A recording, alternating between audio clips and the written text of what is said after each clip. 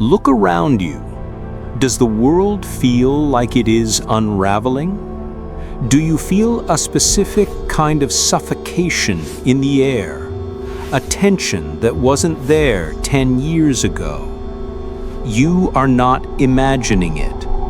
The chaos you see in the headlines, the collapse of financial systems, the wars that seem to ignite without reason, and the deep, aching loneliness in the hearts of millions, none of this is random. It is not a mistake.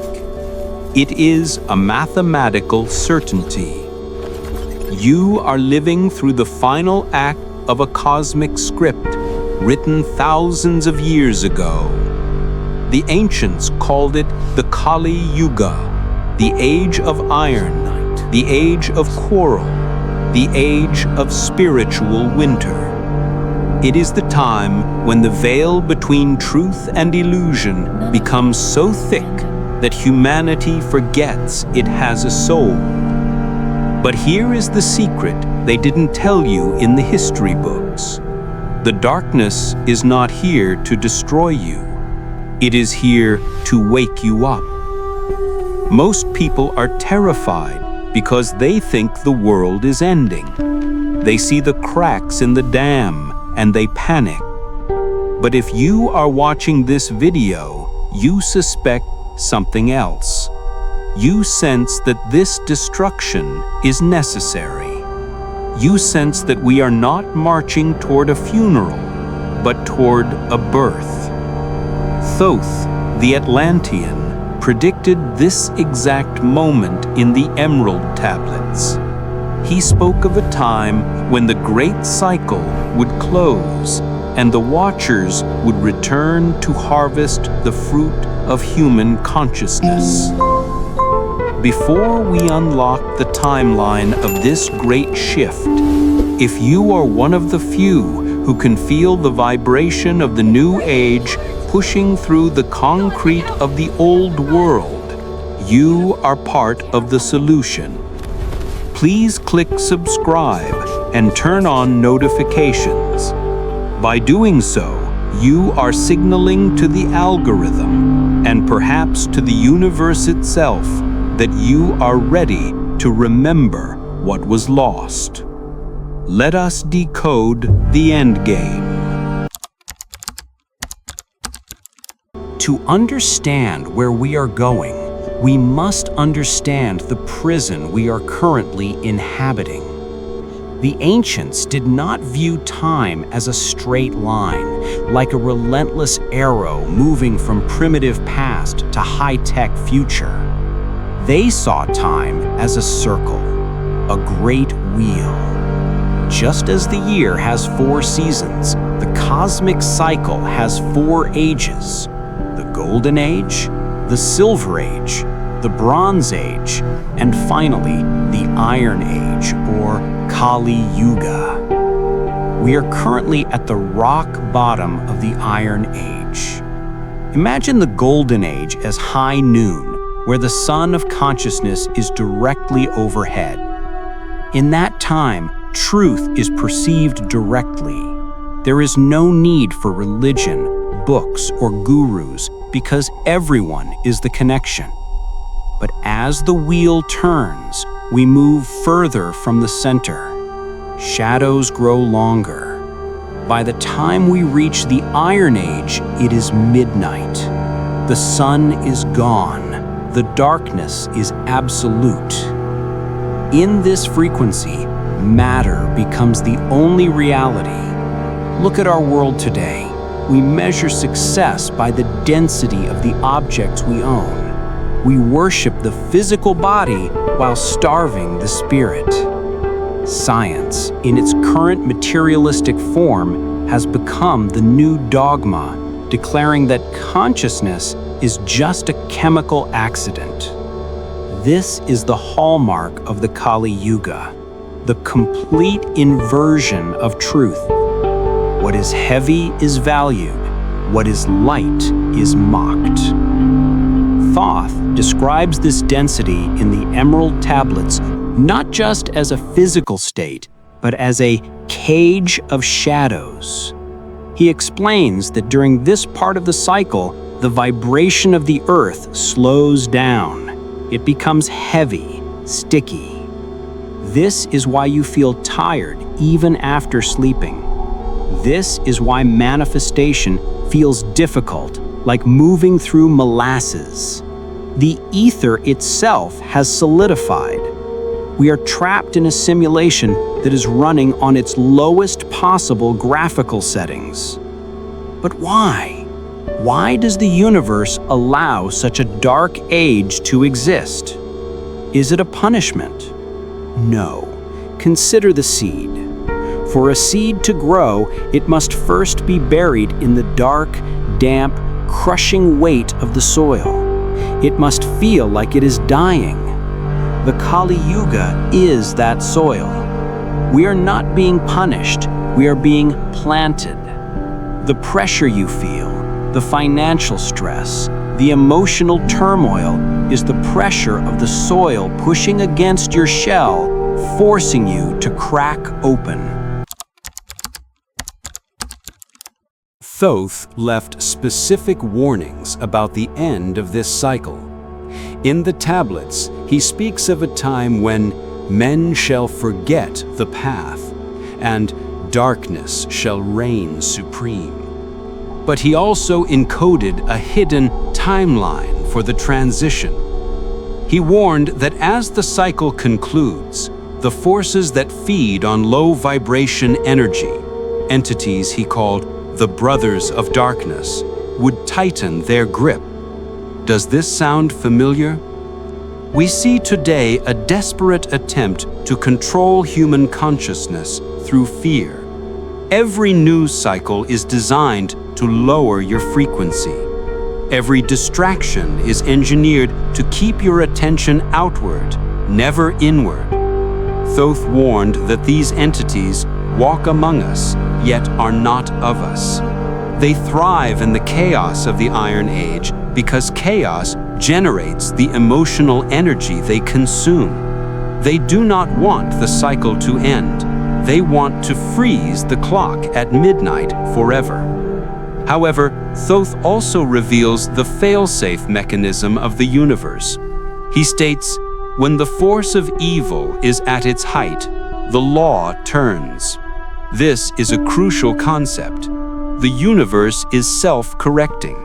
Just as a pendulum cannot swing in one direction forever, the negativity of the Kali Yuga eventually triggers a recoil. We are seeing that recoil now. The systems of control are becoming so absurd, so obvious, that they are waking people up by accident. The apocalypse is not a destruction of the planet. The word comes from the Greek apokalypsis, which literally means uncovering or lifting of the veil. Thoth prophesied that at the end of the age, the hidden things shall be revealed. We are seeing the uncovering of corruption in high places, the declassification of forbidden technologies, and the exposure of ancient lies. This is not the system failing. This is the system being dismantled by the light. Thoth describes a great war, but this is not necessarily fought with soldiers and tanks, though that is the physical manifestation. The real war is the battle for the mind. It is a frequency war.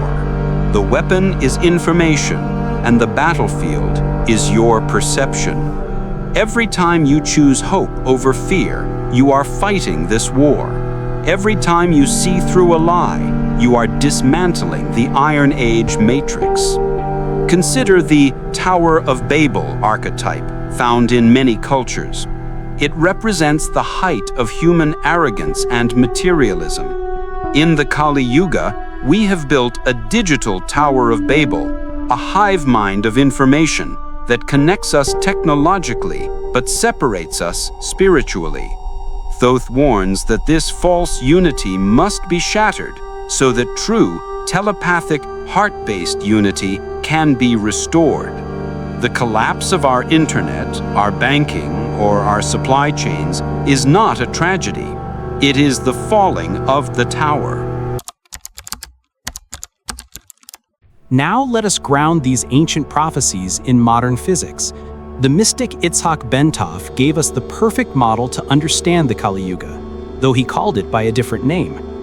In his seminal work on the wild pendulum, Bentov explained how nature evolves. He demonstrated that for any system to evolve to a higher level of order, it must first pass through a period of extreme instability. Imagine a pendulum swinging gently.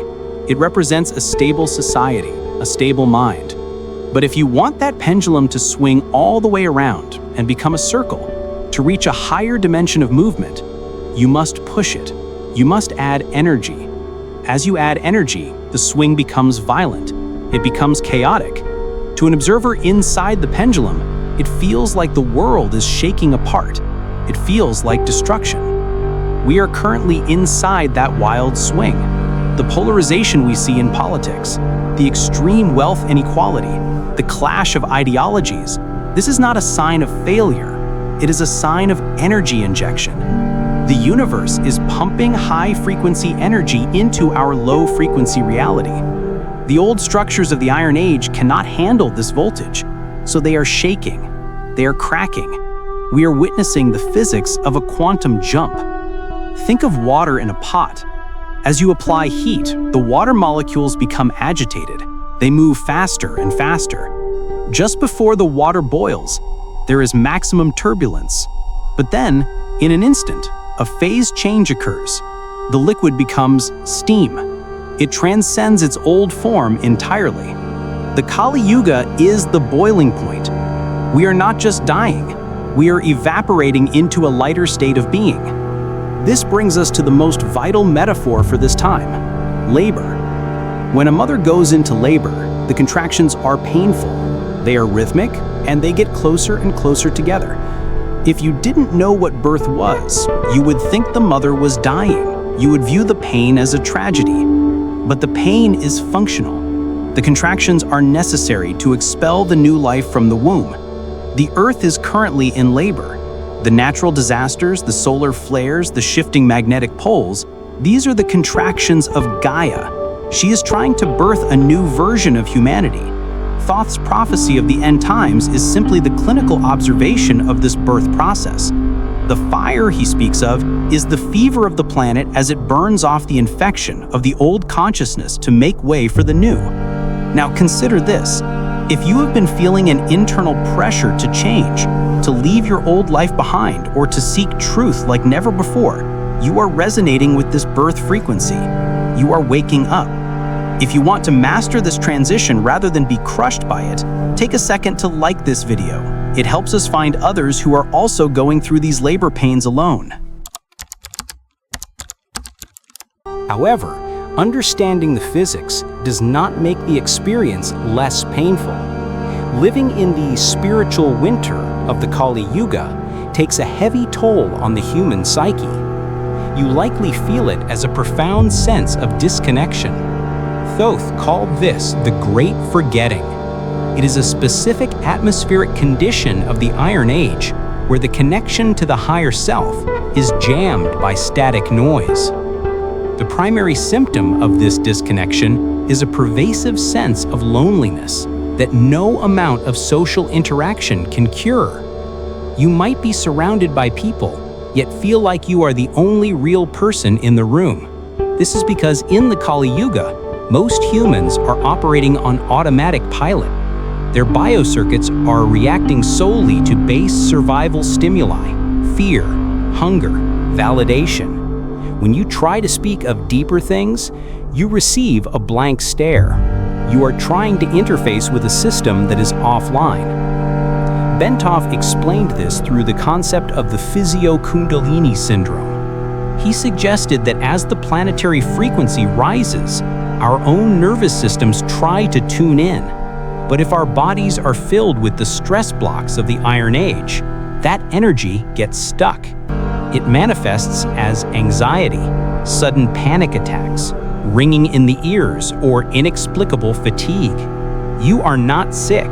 You are a high-voltage wire trying to conduct energy in a low-voltage world. Another trap of this age is the dopamine loop. The Iron Age matrix is designed to keep you looking down, not up.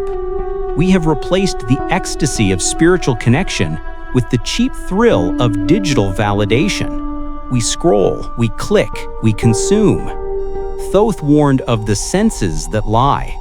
We are fed a constant stream of artificial stimulation to keep us numb. Why? Because a numb population does not rebel. A numb population does not ascend. You may also feel a strange sense of time compression. Days seem to vanish in hours. Weeks blur into months. This is not just you getting older. As we approach the singularity point of the cycle, the end of the Kali Yuga, time itself is accelerating. The linear construct is collapsing. This can cause a feeling of vertigo, a sense that you can never catch up, that you are constantly running out of time. This acceleration is actually a gift. It is forcing you to live in the now because the future is becoming too unpredictable to plan for. The death trap Thoth warned about is the attachment to the illusion of stability. The system wants you to cling to the riverbank of the past, but the current is too strong. The pain you feel is the friction of your fingernails trying to hold on to a reality that is already gone. The ultimate symptom of the Kali Yuga is the feeling of being an alien on your own planet. You look at the wars, the greed, the hatred, and you think, I do not belong here. You're right. You do not belong to the Iron Age. You are a seed of the Golden Age that has been dropped into the mud. The mud is dirty, yes, but remember, the lotus flower only blooms from the thickest mud. Your discomfort is proof of your origin.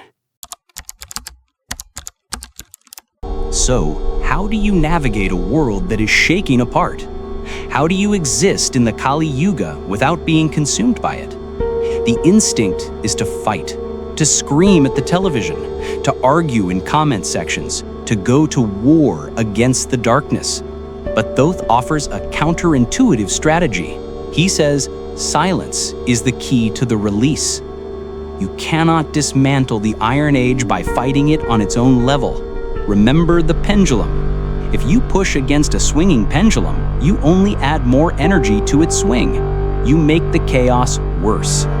The system of control feeds on your resistance. It feeds on your anger, your fear, and your indignation. Every time you react emotionally to the headlines, you are writing a check of energy to the very matrix you despise. The solution is to become the eye of the hurricane. In the center of the storm, the winds are 200 miles per hour, but in the eye, there is absolute stillness. You must become that stillness. This is what Bentov called the observer state. When you observe the chaos without attaching your identity to it, you stop feeding the pendulum. You starve the beast. Practical application. Become a gray man or gray woman in your external life, but a blazing sun internally. Do not engage in the polarized dramas of society. When the world demands you pick a side, choose the side of consciousness. This is not apathy. It is strategic conservation of energy. You are saving your power for the transformation of your own biofield. Thoth advises us to look to the light. In modern terms, this means curating your input. If you eat garbage food, your body gets sick. If you eat garbage information, fear porn, doom scrolling, your soul gets sick. You must aggressively protect your attention. It is the most valuable currency in the universe right now. Redirect that attention to things that hold the frequency of the Golden Age: nature, silence, high vibration music, and acts of kindness. There is a secret function to this.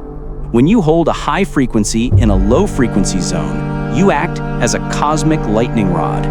You ground the energy of the coming age into the physical grid. You don't have to do anything grand. You don't need to start a movement. By simply breathing, staying calm, and refusing to be afraid, you are stabilizing the reality for miles around you. You are the acupuncture needle, healing the earth. Now, picture this. What happens after the storm breaks? What does the Golden Age actually look like? There is a misconception that the Golden Age will descend from the sky like a spaceship, or that a politician will sign it into law. This is the final illusion. The Golden Age does not come to you, it comes through you. The shift from iron to gold is an alchemical process that happens inside the human DNA first. The God code, hidden within your junk DNA, the receiver we spoke of, is beginning to activate. As the external structures of the Kali Yuga crumble, the internal structures of the new human are being built.